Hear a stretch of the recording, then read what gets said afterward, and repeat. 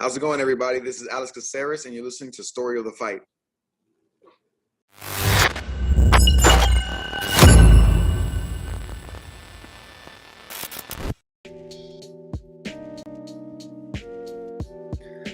What up, Will? What up? What up, everybody? Welcome, everybody, to another week of Story of the Fight. If this is your first time tuning in, this is where we talk all things combat sports, maybe a couple of other random things every once in a while, but mainly combat sports. But you can find this on YouTube's, of course. Subscribe, like, hit the notification bell.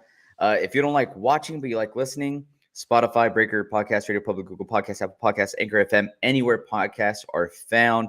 And then also interactions through the social medias. Yeah, at Story of the Fight on Instagram, Twitter, TikTok, Reddit, Twitch, everywhere. All over the place. But you know what? After nights like last night, Will, it makes me so excited to hop on and talk fights. I don't know about you. I know. Yeah, it does. I mean, yeah, so much cool. Like, so many cool things happened. The crowd was crazy. Anytime there's an event where the crowd's crazy, I'm like, man, I can't wait to do that. Oh my God. it made it that much better, man. Dude, it was nuts. Absolutely nuts. Dare I say the best crowd ever?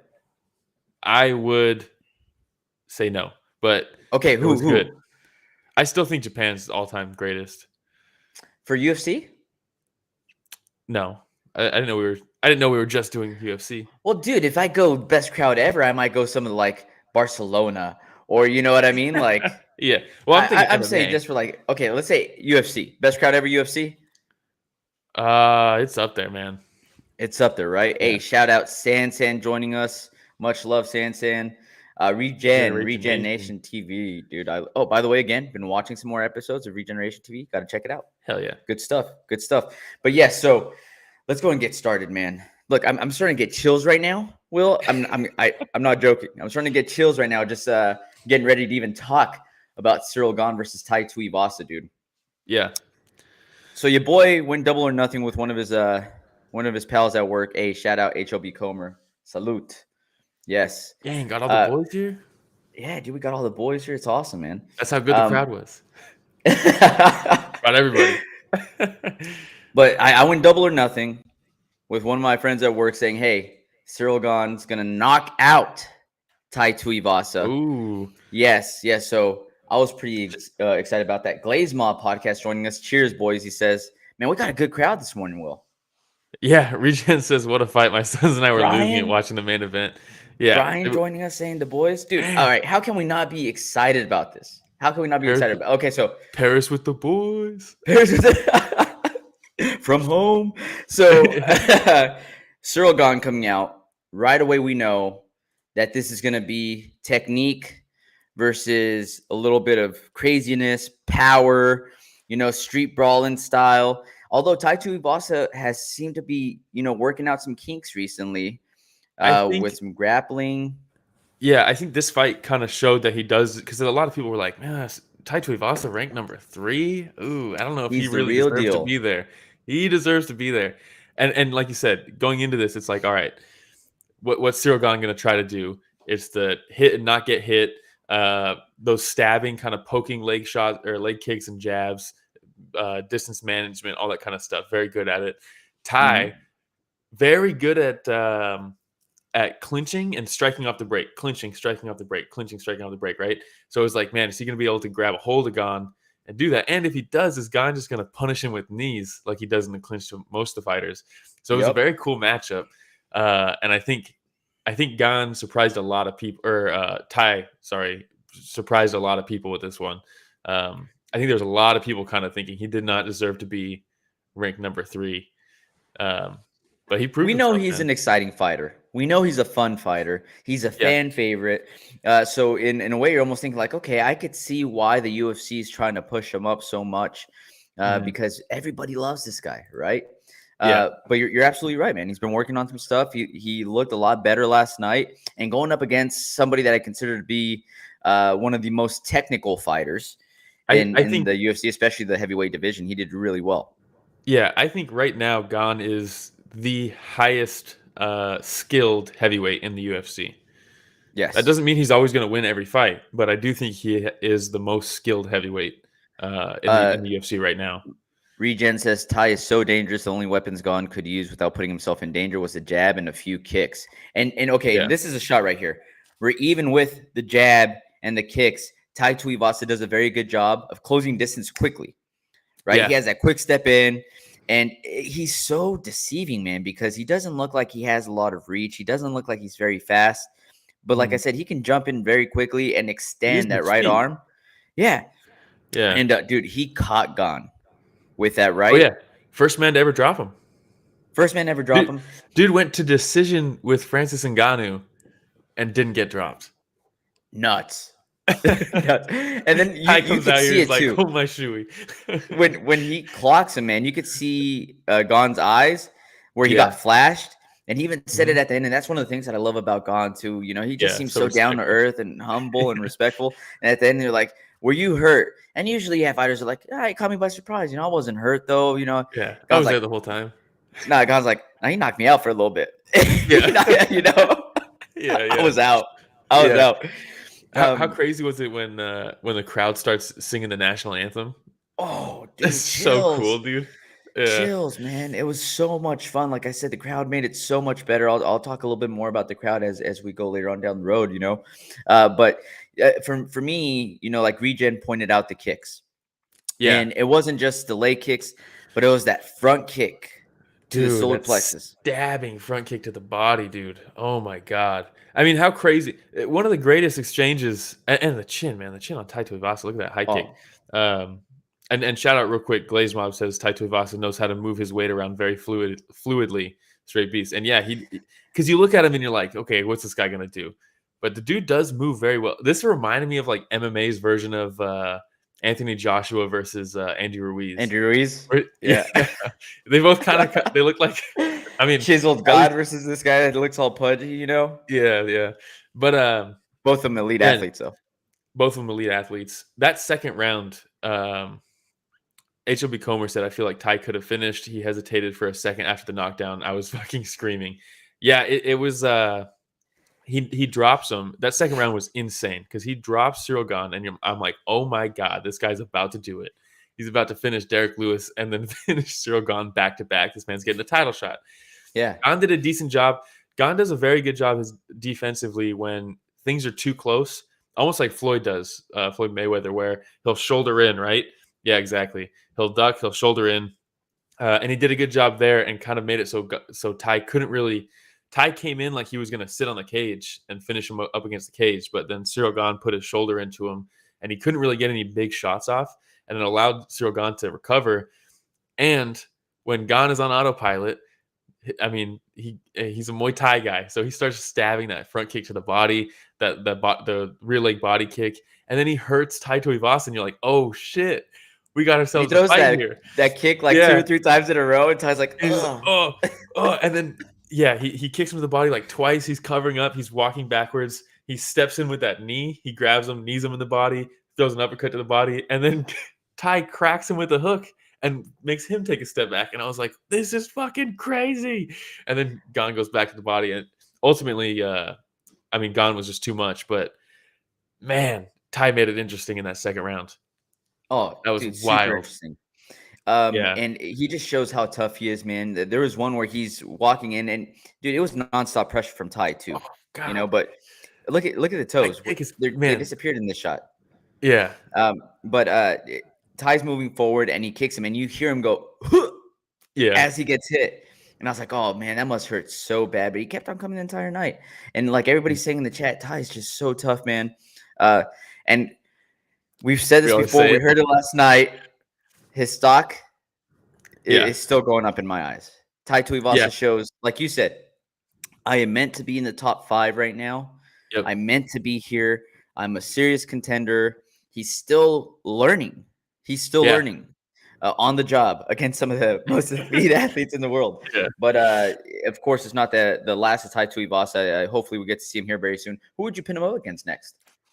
Real quick, Regen says I can see Tai KOing most people at heavyweight, even Francis. He knows how to get in and land those shots. Yeah, he really finds a home. He really, really finds a home.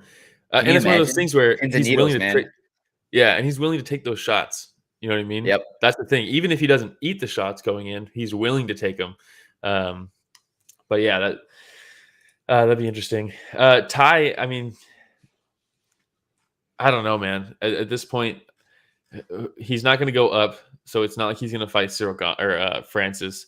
Francis is still injured. They're trying to do. What if you wait for the loser of Stipe versus John Jones? If that even happens, that's the thing. Like we don't even know if that's going to happen. Ooh, look at this shot, man. That he just put up right now. Yeah, Sansan says Tuivasa versus Volkov. That's not bad. That's a good one too. 8. What's Volkov coming off of right now? He just beat Rosenstruck. Yeah. Yeah, in the first round. That was a good win too. I like Volkov a lot. That was. Maybe for the return of Tom Aspinall. Yeah, but who knows how long Aspinall's out. True. Pavlovich just beat Derek Lewis. I would not be surprised. I would like to see that actually. Tai versus Pavlovich. Yeah. Pavlovich, I think, is ranked number 5. Yes. So he needs to fight up. I don't know what Curtis Blades is doing. the new Curtis Blades, the new reinvented Curtis Blades that likes to throw hands. No, Curtis Blades doesn't want to throw hands with Tai. No, it's Tai. Yeah. I don't know who Cyril Gane fights though. That's the bigger question because he's got to go up. He has to. Rematch. So it's like if I'm Cyril Gane, I'm like John Jones, Stipe, or Francis. Interim title. Again. Another one. Just give him another interim title. He's like a 2-time interim title holder. What if that were to happen? He just goes down never winning the title, but he's a 2-time interim title holder. He just keeps winning the interim belt. Yeah. they just named the belt after him at that point. You know what I mean? Yeah. Why not? Oh yeah, he got the Cyril Gane belt. Yeah, I don't know, this is the other one. Look at heavyweight's fuck though. How much fun were these guys having last night too? When they did the national anthem and Tai just kind of smiles, he's like, "This is pretty cool." And then you see Ciryl smiling a bunch, like, it's just crazy. There's this part where I think Mark Goddard was like checking to see if it was a nut shot from the body shots. Yeah, and then what Ty's like, it was the bottom of my belly, man.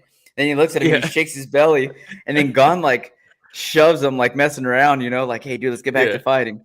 Like, but the fact that, but the fact that Tai Tuivasa felt so comfortable being in front of this killer to just like within striking range, look at the ref, shake his belly, kind of laugh, you know, and then Gane just laughs it off too, and then they're like, "Okay, let's go back to punching each other." I don't know, man. It was just so much fun last night. These guys made it so much fun. Great main event. I mean, look at that giant smile on Gane. Ty's laughing. You know, you wouldn't think that they were beating the brakes off each other. Yeah, I mean, this was before the second round, but dude, you can find pictures of Tuivasa smiling with blood all over his face too. I know. Yeah, that's true. He just loves what he does, man. Loves what he does. A lot of fun though. Fantastic main event. Fantastic. What a way to cap off. This was the first fight in Paris, right? UFC? Yeah, first event in Paris. The first event. How about at the end when they're doing the post-fight interview and Cyril Gane calls over Tai, and then Tai gives like a shout out to the crowd. Like, dude just got KO'd. Bad. It was a bad knockout. The back of the head shot. That little hammer fist. Little hammer fist. It was like Psycho, dude. When doing the knife up and down. I mean, hand came up high. That was a hammer from the gods to the back of the head of Tai. I mean, he was out anyways, but that was a nasty shot. And that was something that I think it was even Bisping that pointed it out. You know, he's like a little hammer fist to the back of the head. That's something that I saw in a lot of chats too. You know, where they're like, "Oh, that was a hammer fist." You know, Junior Dos Santos still salty. Oh, dude, let's be real though. That was shout out Vic. Oh, Vikram, respect and sportsmanship was on point last night. And, there's the two sides of it where you have like a Conor McGregor and Dustin Poirier that are just taking jabs at each other, and you see the build up, and you're like, oh, man, it's going to be serious. Nate Diaz, Conor, when they're throwing bottles at each other in the press conference, and you're like, oh, man, I want to tune in to see what happens. And then you see these guys that are being super respectful. They're doing the little cross arm like shoey, in front of the Eiffel Tower. And you're like, oh, man, just a couple good guys. I want to see them beat each other up, It'll be fun. Yeah. Did you see what Junior Dos Santos said about it? Oh, boy. No, what? Because remember when Cyril Gane was on his rise to the interim belt, he knocked out JDS, right? And it was an elbow as JDS was turning away, and it clipped him in the back of the head, right? So he was, and he contested it with the athletic commission, said it was a legal shot, which, I mean, it is, but also in the heat wasn't of the he moment, moving away from it though? Yeah, when you turn away, when a strike is coming and you turn around and it hits you in the back of the head, it's kind of on you, whatever. But he tweeted last night a clip of the hammer fist. And he says, what a dirty fighter this Gane is. Again, hitting the back of the head. And now, what do those fight experts will say about it? UFC, Dana White. It's like Junior Dos Santos, let it go, you got to drop it, man. Just let it go. Let it go, You think if the roles were reversed, you think JDS would have been like, you know what? Yeah, there should be a no contest. Take the win away. I don't want a title shot off this, guys. Yeah. Hit him in the back of the head. Yeah. All right, man. Hey, fun main event. Former champ. Yeah. Do you want to move on? Yeah. I don't think there's really much else to say about it. It was just a great fight. Thank you, though. Big thank you to Tai Tuivasa. Yeah, thank you for last night. All right. Before that, we had Robert Whittaker, Bobby Knuckles versus Marvin Vettori. Bobby Knuckles, man. Once again, just proves to everybody that him and Izzy are so far ahead of everybody else in the division. I mean, who's going to come close to even hurting Whittaker outside of Izzy? I don't know, man. I just don't know. And I think this about was this clean sweep. One of the judges gave it a 29-28, I think. Oh, well, that's was that this? Okay. Did that happen? I don't know, but I feel like I heard that.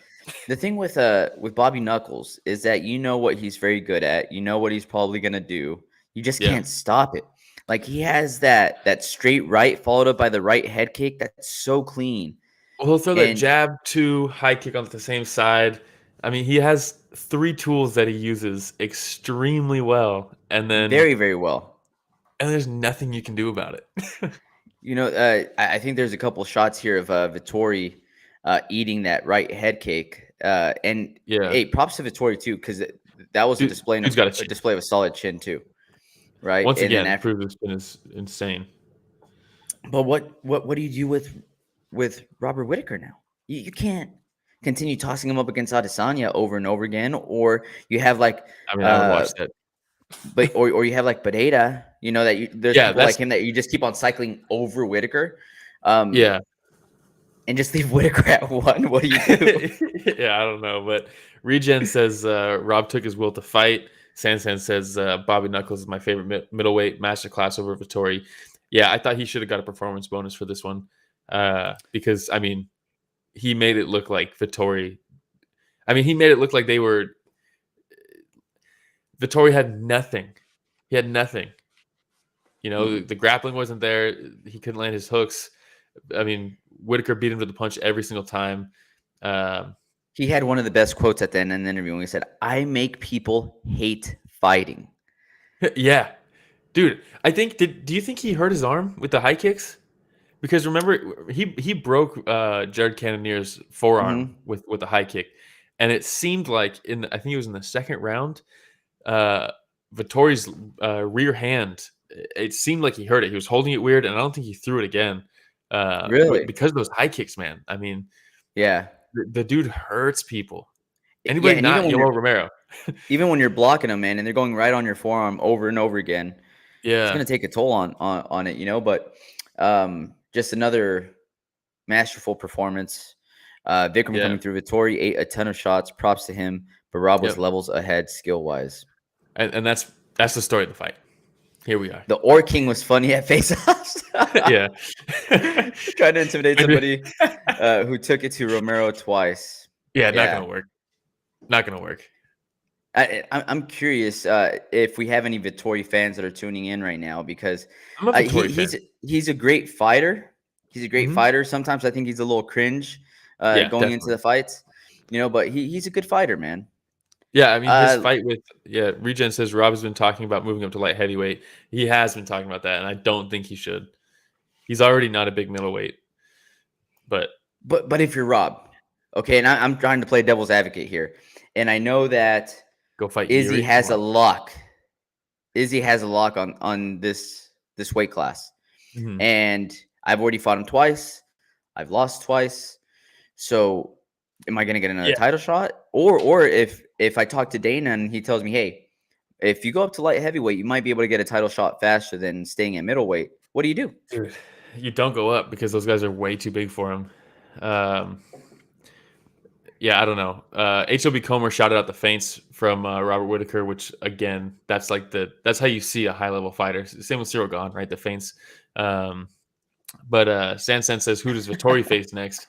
Yeah, I don't know, man. Yeah, Vettori versus Till, maybe. I don't know how long Till's out.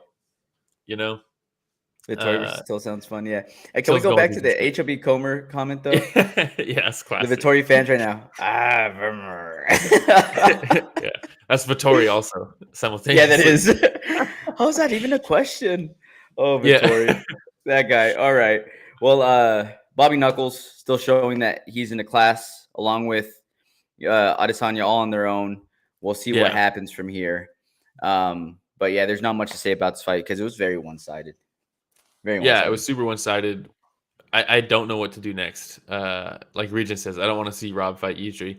I don't either. Oh, I want to see it. I want to see Rob versus Yidri. I want to, and the reason I want to see it is because I want to see. I know, but I want to see Rob get another shot at the title. Look, this guy is a true competitor.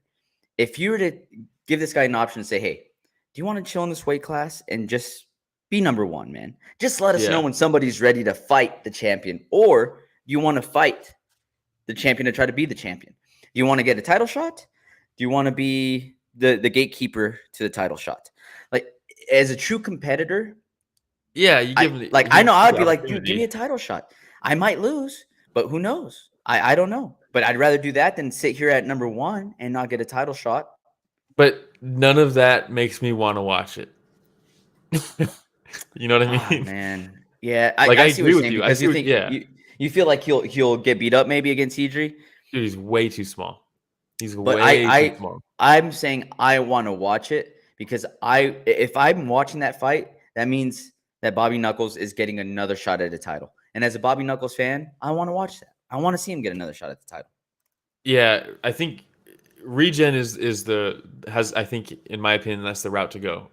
Rob waits. If Pereira loses to Izzy, you do that fight. I don't know. I don't want to see him go to light heavyweight. He's too small. Okay, so let's say that Pereira he's not loses. Even a big middleweight. Let's say Pereira loses and he fights Bobby Knuckles. Bobby Knuckles wins again. Title shot. Fuck it. And then so it's a third fight. Why not? Loses the third fight. Then you go light heavyweight? No, dude, he's too small. He's too small, man. It's nuts, man. I just don't see any serious contender or any well, middleweight's middleweight's awful. Yeah. We'll see what happens. We'll see what happens. But yeah, all right. We can move on to the next one. Yeah. Imavov versus Buckley. Ooh, there was some heat on this one. There was. We've been so high on Imavov for a long time too. Yeah. And good on Buckley, man, because he got a crack at the top 15 with this fight. Yeah. And I mean, Buckley's exciting every time, man. Buckley is exciting every time. And I was like, why is Imavov even fighting down like this? He should be fighting up. I don't know why they even made this fight, to be honest. But I'm glad they did. I'm glad they did because it was fucking awesome. It was a great fight. I saw a lot of people shit talking Imavov because he kind of big brothered Buckley in that first round. And he front kicked him with a real good front kick, knocked his mouthpiece out. And Buckley wasn't even like trying to get it. And so Imavov's going in for the kill, right? He's like, I just hit him with this front kick, knocked his mouth guard out. He's probably hurt. Mark Goddard comes in. He's like, oh, wait. And then Imavov's like still walking him down, like trying to get past Godin. And I was like, holy shit, man. I've never seen Imavov act like this. This is gnarly. And a lot of people were talking shit about him for doing that. And I'm here to defend Imavov because I think you have to do that to someone like Buckley. Whoa, here we go. Buckley does that to people. He always tries to bully them. He wants to be like Mike Tyson, right? He's trying to get in their face and like he's trying to bully them. And Imavov goes in there and he's like, fuck that. I'm going to bully you back. And no harm, no foul. It's not like he hit him across from the ref. He didn't hit him after the bell or anything like that. I think that's what you have to do to try to break Buckley's spirit because that's what he's trying to do. And sometimes, not to get into the mind games too much, right? But sometimes it's like, are you doing that to break the other person, or are you doing that to convince yourself that you're this destroyer? You know what I mean? So if Imavov can do that back, it's like, oh shit, maybe I'm not that destroyer. And he starts questioning himself. Didn't work because he got beat down for the first 2 rounds and then came back strong in the third. But in my opinion, that shouldn't be a knock on Imavov. Against a guy like Buckley, you have to do that. I think that is a fantastic move. And even outside of that, they were cool at the end. And even outside of that, the fight itself was fucking crazy. This is a barn burner. Yeah. And also, you know what? It's a fight. No, you're good. You're good. Yeah. Also, it's a fight. Yeah. It's a fight. They're fighting. They're trying to hurt each other. This dude's kneeing him in the face right here in this picture. Yeah. So, you know what? Like, he wants to get a little extra aggressive. Yeah. Dude, come on. Now, the thing that I love about Buckley is that he has big head movement, right? When he bobs up and down. Yeah, he's trying to do that. And it does remind me of Tyson. It does remind me of Tyson. But he's such a head hunter. Yeah. And he'll bob up and down really like drastically, and then he'll jump up and throw these lunging shots. And a lot of times left himself open for Imavov when he would miss. And Imavov would counter with a nice little right hook or left hook, depending on what side Buckley would finish on. And I start thinking, like, that does remind me of Tyson in the beginning. But Tyson would also go after the body. He would chop you down. He'd always do that left hook body, left hook head. Exactly. Back so, back. Like, I see the bob, and I'm like, dude, just use your footwork. So after you bob, to jump in and go body head, right? And he's just he loves those headshots. He's fallen in love with the KO and the power and the highlight reels. But it's like, Buckley, you got the footwork. Set it up. Set it up. You got the head movement. Set it up. There's a picture from that same photographer where it's Buckley like lunging with a hook, and Imavov's just completely dodging it. And it's a fantastic. I think it's on the thumbnail of this video. It's a fantastic photo, but it's a perfect example of like, hey, you got smaller sometimes, not always so big. But that being said, like Vikram said, the final minute of that fight was crazy because Buckley, despite being down 2 rounds, dude, he hit him with that knee, that Muay Thai knee. He got him with the double collar or the double plum and kneed him. And Imavov just straight ate it and came forward. And then Buckley cracks him again. And I was like, oh my God, Imavov, do not throw this away just to go to war with this dude. You're up 2 rounds. And Buckley was just swinging, man. I mean, he came hard in that last round. Props to Buckley, because how many times do you see a fighter that's down 2-0 in the scorecard go to the corner and the corner says, you have to give it everything you got. You have to throw caution to the wind. You have to try to knock him out. And then the fighter goes out getting knocked out.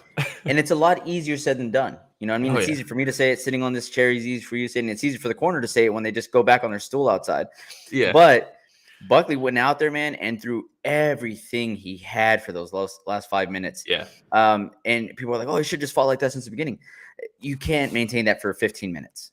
No, yeah. Do you think he would be able to do that in the 3rd round if he did that? No. Not only that, if Imavov could take it while he's exhausted, then he probably could take it when he's fresh too. So true. Very true. You know. But either way, fun fight, and it was a perfect setup. Very fun fight. Leading into the co-main and the main event. Yeah, I thought it was a fantastic fight. I was so excited watching it. That 3rd round was electric. And I mean, but another one of those fights where both their stock goes up. Buckley maybe needs to go to 170 though.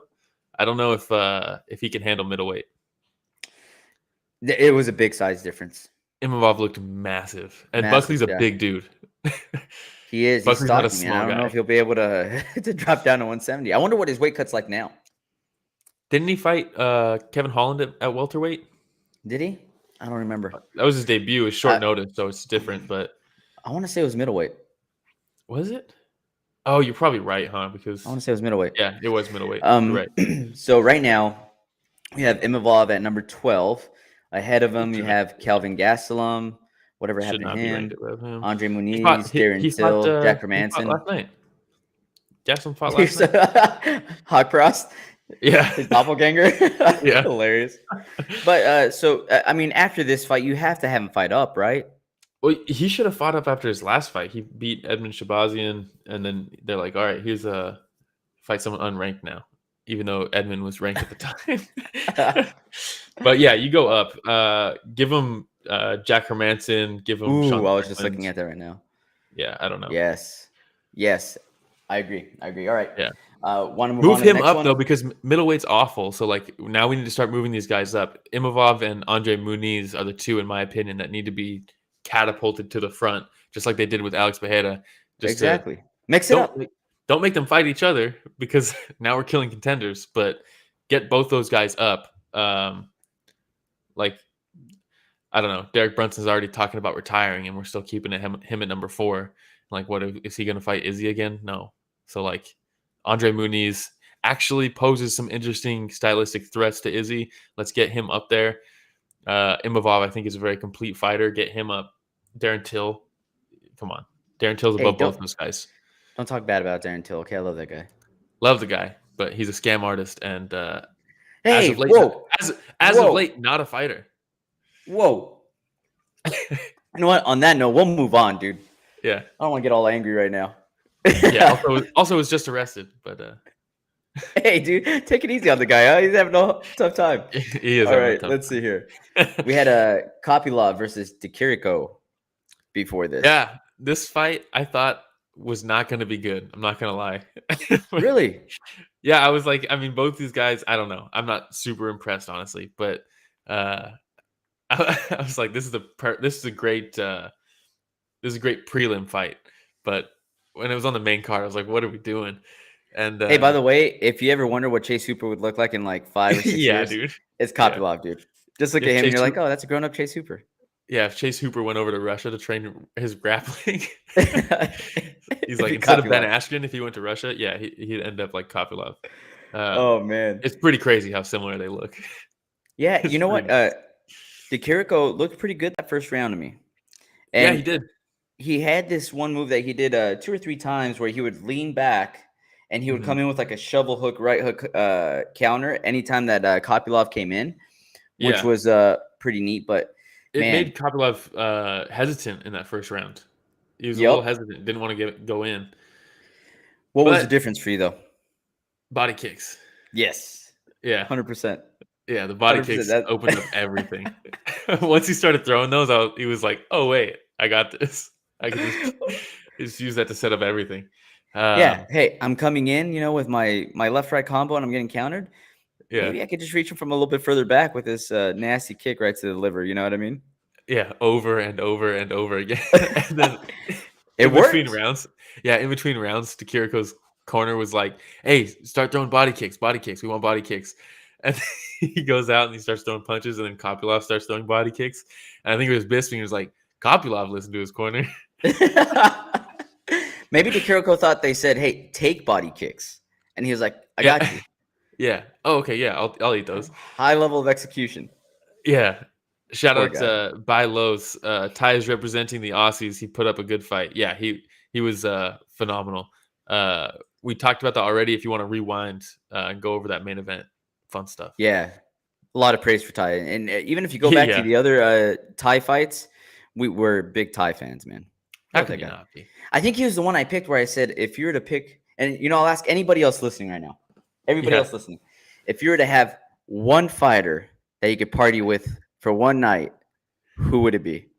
And I just want to see that in the chat, because I wonder. For me, it's Tai Tuivasa. Yeah. So I wonder where he's a good pick. Yeah, I've thought John Jones before, but I was like, man, I don't want to get arrested. Like, I don't want to get that. You don't want to catch charges, man. Yeah, I don't want to catch charges. I just want to have a good time. You might find yourself 2 a.m. hanging out in a parking lot shooting guns with homeless people and be like, how did I get here? Regeneration TV. Okay, Nate Diaz. That's a great pick. Yeah. Hey, shout out. Did you see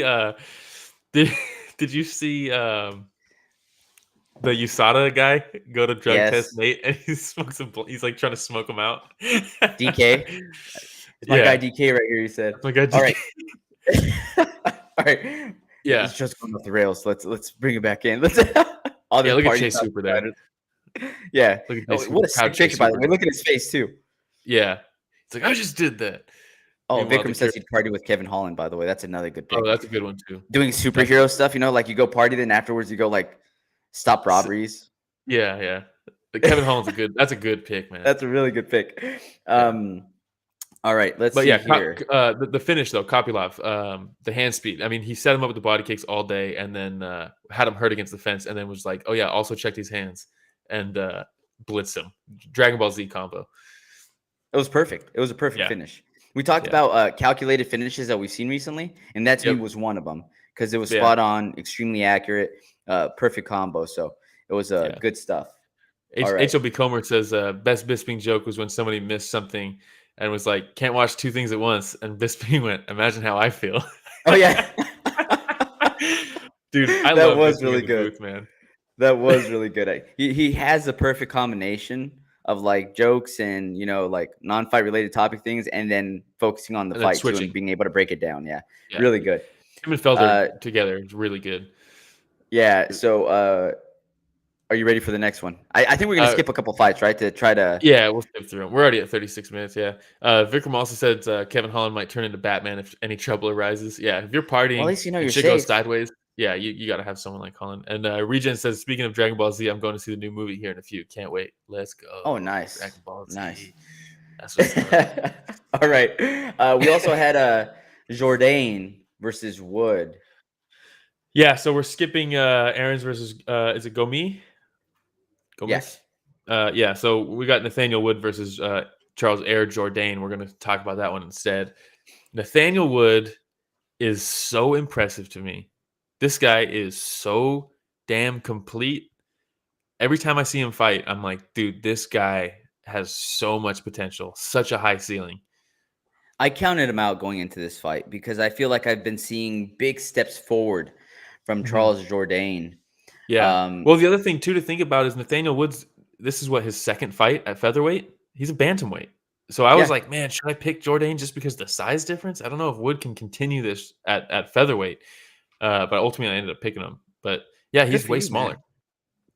Way smaller. So good. So Jourdain in the beginning looked very comfortable because he was at his range for a while, and Nathaniel was letting him be in his range. And dude, if you let him flow, Charles Jourdain in his range is one of the most dangerous strikers. Now, I put this picture up because I wanted to put this one up for Rich the Casual, who might not know who Charles Jourdain is, but he knows who Ryu is and Ken from Street Fighter. And this reminds me of the Hurricane Kick. So I was like, you know what? I'll throw one picture up there for Rich the Casual, and he's probably very excited right now. Or not. Maybe he's not even listening right now. But this is the type of stuff that Charles Jourdain can do. He's one of the most exciting fighters, right? What does that say? From Senpuka Yaku. Okay, I don't know what that means, but thank you, Rich Casual. He is listening, and he is excited about this picture.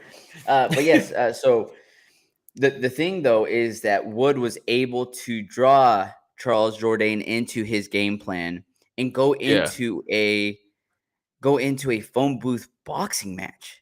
When it's like, Charles Jourdain, this isn't your distance, my man. You know what I mean? No. But it almost looked like he had this thing where he's like, if that's what you want to do, I can beat you in your game too. And he allowed himself to just be drawn in. Yeah, and it's something that Shane Burgos did also. Shane Burgos did the same thing and ended up really gritting out a win in that fight. That was a very close fight. And honestly, this fight was much closer than it seems. Like the scorecards, right? I think Wood got a 30-27 on all judges' scorecards. Wow, did he really? No, there was one 29-28, but two judges gave him 30-27. But pretty much each round was close. It's not like it was just a clean sweep for Wood. Like you said, Jourdain in his range was very good. I think Nathaniel Wood at this point, though, is starting to. Charles Jourdain is putting his striking together. That's the thing. Yeah. He's really starting to put his striking together. But Nathaniel Wood is putting everything together, man. He's like a complete mixed martial artist. I think I'm very, very high on him. I just don't know how far he can go at this weight class. By the way, Rich Mitchell ruined this picture with his head right there. Yeah, as he had this flying knee, beautiful flying knee from Jourdain there. So, but it's okay. I'll forgive him. Yeah, fun fight though. Good fight. Yeah, and then Jourdain starts ripping the body around the end. And then, you also had Wood with the simple Muay Thai trips, which for me, too easy. Yeah, it seemed like it was way too easy for Wood to just trip Jourdain. So I don't know if it was one of those things where he was just off balance or he just expected to stay within that phone booth boxing match, almost like dirty boxing. And then all of a sudden this trip came through and he's like, oh, well, it's mixed martial arts. Yeah. And I mean, even there's a couple times where Wood ended up spending some time in top position just based off those simple little trips. And he just made it way too easy. About a minute of control with for each round for Nathaniel Wood.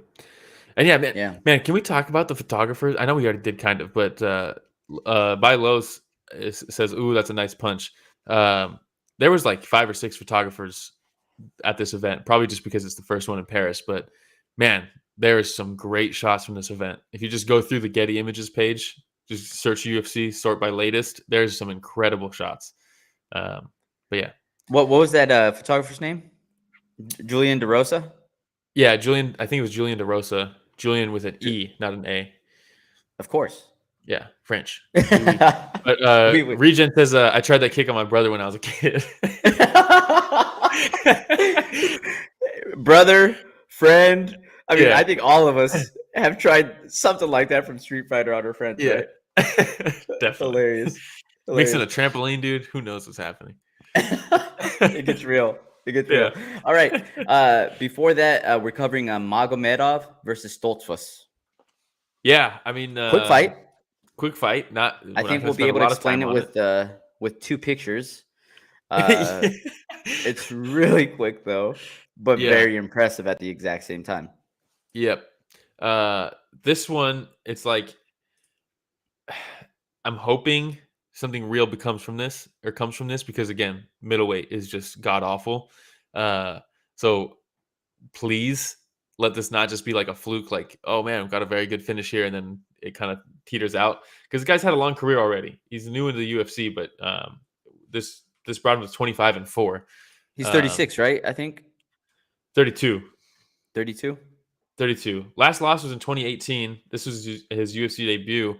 That front kick, nasty. Dude, he shoved his toes in his mouth. Look at. God. There's a picture. Rich put it up right in time.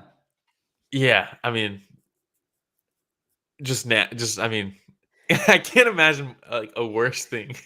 So if anybody's listening on Apple Podcasts, Spotify, Breaker, any of those, and you want to see the pictures, we have them up on a slide on YouTube.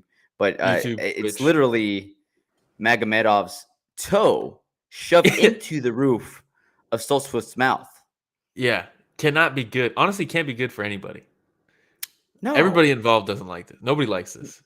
And after the kick, you see Stoltzfus take a step back, and he does this thing with his mouth where he's like, "Oh." Yeah, like he moves his jaw around a little bit, like that was not good. And then that's nasty. LOL. Another calculated finish again, right? Oh man, yeah. You sense the finish is there, no rush, just perfectly in place, and the shots were accurate. I mean, just put them out. No, there was no chance. No chance. And the thing is that off the kick, it did not look like Stoltzfus was extremely rocked. I'm sure it hurt. Yeah. But it didn't look like he was wobbly or anything like that. But you know that it's just such a mind tear when you just get kicked in the mouth. Somebody's toe is shoved into the roof of your mouth, and you're like, that's a first. What's going on now? How do I approach this? And he's taking steps back, and Magomedov's like, I know what to do next. Yeah. And, dude, beautiful uppercut right there. And I believe after the uppercut, he still landed another left hook. Well, if I remember correctly. And then he got like the single collar tie as Dustin was falling and just ripped him a couple more times as he was falling. I mean, just for good measure. Yeah, just vicious. And that was the fight. What was it? 20 seconds? I think it was 19 seconds. 19 seconds. Yeah. And let's just move him up. Move him up. Let's just get some new blood in there. Let's go. Top 15. Get him in the top 15. All right. And then top 15, but we got to do something here. Let's do it. Let's just get a terrible division. We're skipping Calvin 2.0 Hawkpross versus McDessie, right? We're skipping that one. Yeah. All right, so we're gonna go to Ziam versus. Classic Hawkpross, right? I mean, just outworked him, outpositioned him, got the win. Yeah. Great job, Kelvin. All right, then we'll go to Ziam versus Figlak. Yeah, everybody was super high on Figlak, myself included, coming from Cage in Warriors. Undefeated. Yeah, very good. And I think tough debut. You're fighting in the first Paris event against like a home crowd boy, you know, and with that crazy crowd, that's got to be absolutely shocking when you walk out. But I mean, no excuses. Ziam looked absolutely incredible. Yeah, really, and like turned a new leaf. Dude, everywhere, right? He looked very technical with his striking. He was pretty dominant on the ground. I love the way that he mixed up his combos. And like we've covered a couple fighters today where we're like, hey, you know, well, they kept on doing the body kick because it was working. They kept on doing this because it was working. He kept on with the Muay Thai trips because it was working. Ziam mixed it up so well, man. He came in with like the 1-2, and then he came in. Because everything was working. Everything was working, man. So why not? And then he had this nice shovel hook uppercut combo, but he was mixing it up so well, keeping Figlak guessing the entire time.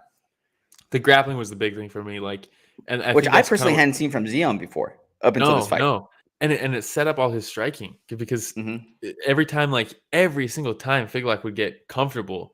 He's in on the clinch, he's in on trips, he's in on dumps. Like, I mean, he just couldn't get. And Figlak did some pretty good work, especially in the first round off his back. He had some very cool moments. And then when there was like a minute left in the third, when he swept him, I was like, oh my God. He ended up in mount. He was trying to land some shots. I was like, this is crazy. But then again, Ziam very cool grappling, very cool striking, just a fun fight. I think also a very important fight for Ziam because he got for sure ran through by Terrence McKinney in his last fight. So this is probably a good confidence booster. For sure. And I mean, just look at how technical here, right? A lot of times you'll see fighters starting to load the right hand already before you pull the left hand back on a combo like this. Yeah. But look, it's just nice and tight, man. You know, ready to absorb any type of counter that Figlak might have come back with. So, no, just very excited for him. And then that's it for that fight. We got a couple more fights to cover. He looked good mechanically. He did. Like, a lot of people, and ourselves included, we say technically a lot. Like, they look so technically sound. And I think we mean mechanically. Yeah. You know, like, I mean, look at that's perfect. It's perfect. This is a fight that like you would show your students if you were training somebody. You'd be like, look at this guy. And that's crazy because it's I mean, it's someone that has not been that in the past, but I'm happy for him. He looked very good. And then we throw on film of Tai Tuivasa, and we're like, now look at this guy and how much fun he has, huh? Which one do you want to be? And it's just him lifting his shirt with the picture of the bodybuilder next to him. Same. Yeah. I love him. All right. This next fight, a couple of the best in the UFC, one of the best names in Benoit Saint-Denis. And then Gabriel Miranda, one of the best mustaches in the UFC. Yeah. Jesse Slater would be very proud. Yeah. Ian McCall, other guy I can't think of, Eddie Wineland. But this fight was my favorite fight of the card. Main event was awesome, don't get me wrong, but this fight, for some reason, I fucking loved this fight. Something about Benoit Saint-Denis that, I mean, he's had, 3 fights now? First one was him just taking one of the worst beatdowns I've ever seen in the cage and just refusing to quit. Second one, he looked incredible. And in this one, I mean, the guy just has fun fights, dude. And Gabriel Miranda was there for it too. You know, he looked very fast in the first round. He was landing a lot of shots on Benoit Saint-Denis. And Denis looked very slow at a certain point in that first round. And I was like, oh no, man, this might not end well for him. But the dude's a fucking tank. And he just walked through everything and eventually started landing his shots despite being the slower fighter. He timed a lot of spinning attacks. He timed the spinning back elbow like 3 times every time Miranda would try to take him down. Every time he would enter for a takedown, he's like, let me just spin real quick and knock you with this elbow. And eventually got the finish. And the dude's, he's a savage. This is when the crowd really started picking up too. This Well, how fight could right you here is not? when you started hearing the crowd, and I was like, "Holy smokes, it's gonna be a special night." Well, this set the tone for the card, I think, this fight. Mm, The first 2 fights were quick finishes, right? They're fun. yeah, But this fight was like, "Oh, no, we're here for war." It's not like this was War crazy. Paris. Yeah, dude. War Paris, man. Benoit Saint-Denis, the special forces, right? That guy's going to war all the time. It's awesome, Guy's a man. But savage. hey, Destroyed props his to toe. Miranda. When he was down in the first round, he was very active off his back. Yeah. Try to threaten with submissions immediately, which I always love whenever somebody lands on the back, and then right Yeah. away it's like, well, what am I going to do next? What's my next I'm not move? just gonna Instead of accept this. accepting. Well, Hey. get out of my mind. Hey, we should do a guy. show together. Hey, maybe. But so he rocks Miranda at the end of that first round. 10 more seconds, fight would have been over. You see him sit up and he like wobbles his way back. And I thought that Herzog did such a phenomenal job, man. Like Herzog was probably like awkwardly 2 feet away from his face, staring at him as he walked back to his corner. He Those sits shots down. were big. He continues staring at him, like taking a look at different angles. Yeah. Calls the doctor in, right? And then, but I just thought that was a beautiful job by Herzog. And then when he was sitting down there and talking to the doctor, I'm like, oh, he's done. Like he's concussed. Dude, that's it. One shot and he's out. Yeah, I was gonna say when after that first round, or after that was the first round, right? Yes, the first round where he rocked him at the end of the first round. He caught him with those shots. They were nasty. It looked like he was almost out. The bell rings. If I'm his coach, I'm like, hey man, I cannot in good faith send you out there for that second round. And then they sent him out there, and then he just got murdered real quick. And it was like, yeah we probably should have just. It was really over at the end of that first round, man. He was hurt pretty bad, you know. Yeah, that was nasty. Sometimes you'll see like a TJ Dillashaw when he got rocked against Cody Garbrandt, and you just see the recovery while he's sitting there. Yeah. You didn't see that with Miranda. Yeah, because and that's a perfect example, because TJ in that example, it's like he's like itching to get back out there and get it back. And you're like, oh no, he's fine. Like Miranda's trying to figure out where he is. Yeah, Miranda's like, like what is this sparring right now? Am I have a month? It was bad. Weird. Yeah, it was bad. They should not have sent him out in that second round. I thought. But War Paris. Benoit Saint-Denis. I saw a comment on Reddit saying he's Benoit Saint-Denis is allergic to boring fights. And I love that. It's perfect. That is perfect. Dude's a savage. Let's move on, man. We had a Taha versus Quiñonez, the fight before that. Dude, Quiñonez is huge for that weight class, man. Yeah, he is, dude. He is huge. And he has that massive reach, which allows him to... Oh, first of all, Taha, sunglasses indoors for the weigh-in? Come on, what are we doing? Bad look. Bad look. When I saw this, I was like, oh, it's not going to go well for him. But it allows Quiñonez to just work off that jab, you know? Yeah. Consistent keeping his range, good footwork around Taha the entire time. And see, like, he just used that sometimes just as a rangefinder or to allow him to get back into range for him to be able to land his shots. It was awesome. Yeah. I mean, the shot that he landed, as soon as Taha tried to close the distance, he just hits him with that short right hand and just slips him real quick. You know those punches, or those drops where the guy's momentum just falls straight through it? And the stoppage was kind of early, I thought. But I'm not mad at it. Just put him out. And something for me that was that had me perplexed, was at the end of the fight when they're interviewing him and they bring in the French translator, and then Bisping's talking in English to Quiñonez. The translator then translates it to French for Quiñonez, and Quiñonez is like, I don't speak any of those languages. I speak Spanish. Where is my Spanish translator? Yeah. And so he's like, it was a good fight. And he says in Spanish, you know what I mean? And then Bisping's like, ha ha ha. Looks around like we're going to need a translator here. Dude, what are we doing? So funny. Yeah. Complete shit show. Doing? But probably last time we see Taha in the UFC. You think so? You think cut after this? He hasn't won since 2019, and since testing positive for steroids, he's 0-3. Not great, right? USADA strikes again. Yeah. Catch someone with steroids, they lose the next 3 fights. Hard to justify keeping him around on the roster. PFL might pick him up. Work for Anthony Pettis. I mean, worked for his bank account. All right. Last one we're going to cover here. Stephanie Egger versus, you know what I mean. I'm a big Perez fan. Stephanie Egger versus Ailin Perez. What do you think? Yeah. Probably feels pretty damn good for Egger to get this one back after her last fight with that weird, wait, they don't think I tapped? I'll just stay quiet and just, honestly, I wasn't even going to pick to talk about this fight. If that fight hadn't have happened, I wouldn't have even, I just wanted to keep talking about that, how weird that situation was. Just a carryover to her next fight? Dude, it was so, the more I thought about it, it's just so weird because she's fighting Mayra Buena Silva. She gets caught in that armbar. She taps, but no one can see the tap. Buena Silva looks at the ref like, hey, she tapped. They stop it.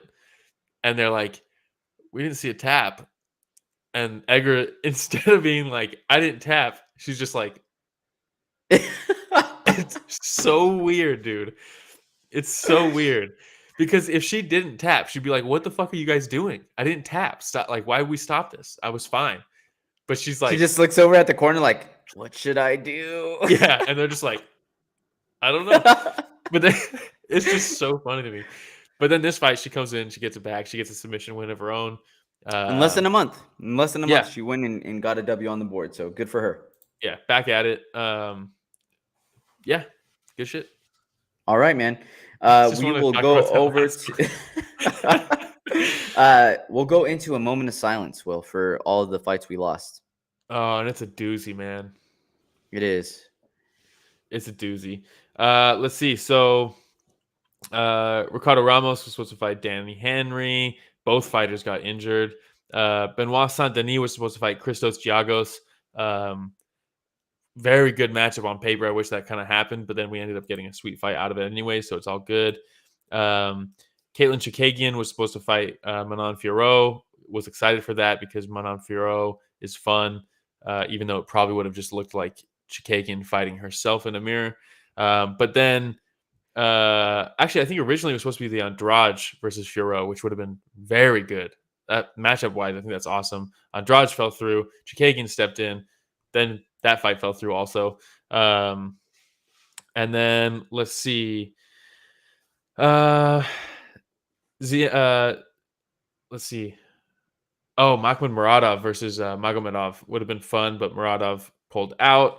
Dustin Stoltzfus steps in, gets front kicked in the mouth. So that's fun. The big one, though, the one that really bums me out is Darian Weeks versus Cedric Doumbé. That was supposed to happen. Doumbé coming over from Glory, kickboxing, massive French. I mean, instantly he's one of the best strikers in the sport if he steps in there. But for some reason it falls through. Or actually, the reason it fell through was because the French Commission is so new to MMA. They have a rule against mismatches. And they looked at Darian Weeks versus Doumbé and said, we cannot sanction this because Dombé's only had 4 MMA fights. And Darian Weeks has been fighting for a while now. He's got 7. So they're like, the numbers don't match up. We're not going to sanction it. Even though Dombé's a champion kickboxer. Has way more experience than Darian Weeks. But and then they're learning. And then they're like, and then all of a sudden, Dombé's not on the roster anymore. I don't know what happened. I don't know if he's ever going to fight for the UFC. I don't know what the hell's going on with that. But if we don't see him fight in the UFC, I'm going to be so sad because this guy is so legit. He's so good. So if he never fights in the UFC, he might be your biggest moment of silence ever. Maybe. Wow. All right. Well, how about monies? Yeah. Bonuses. Cyril Gane and Tai Tuivasa got fight of the night. Magomedov got a performance bonus for that front kick to the mouth, and Saint-Denis got a bonus for ripping his toe in half and getting it finished.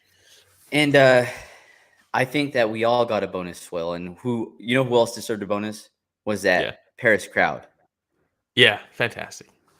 Recognition of the Paris crowd. Look at that at the end. Put that at the end, dude. You know what I mean? Cyril Gane pointing out at the crowd going nuts.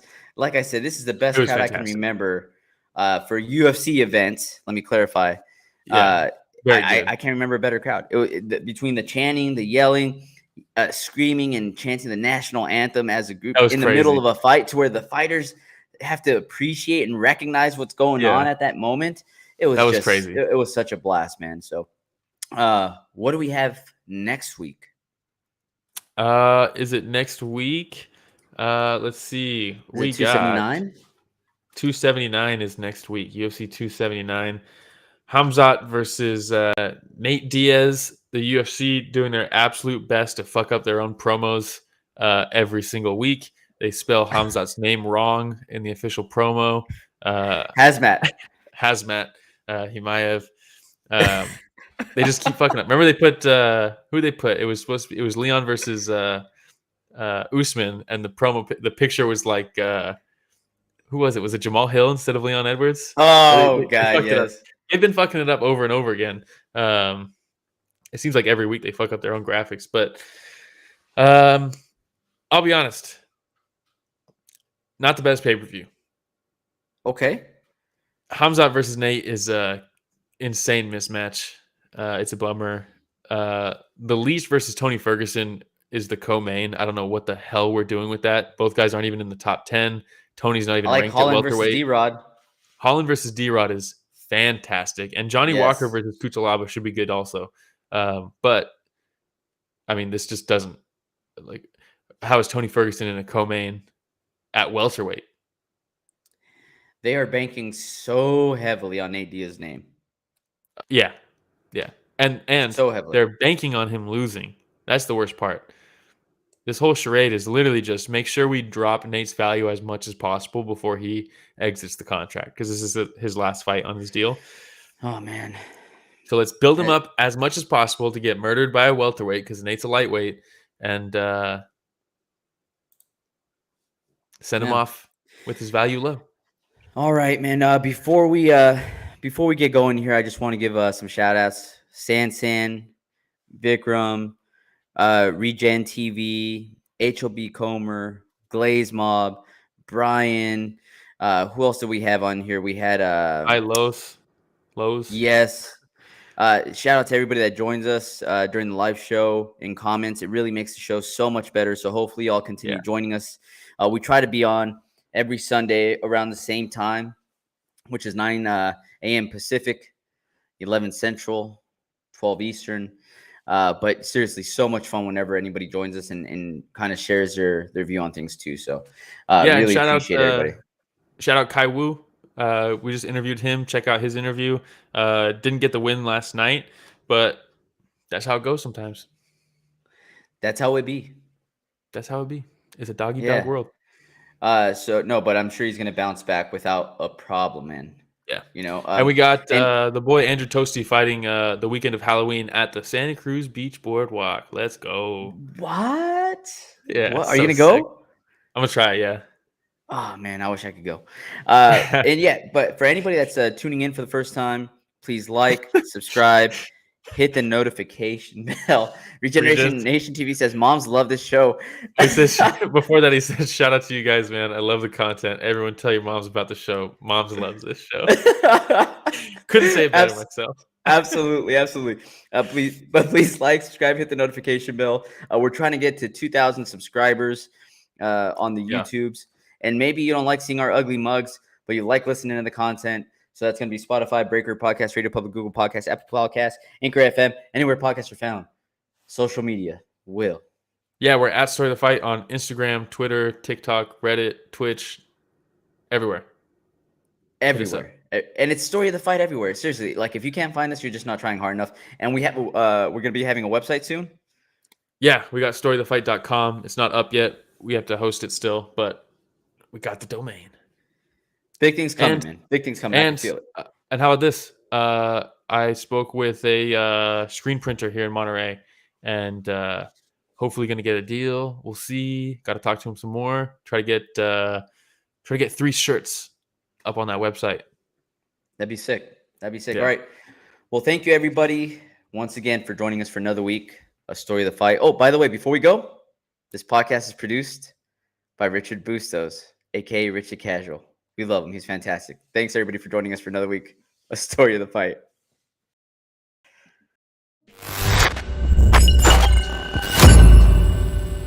forget about Rich.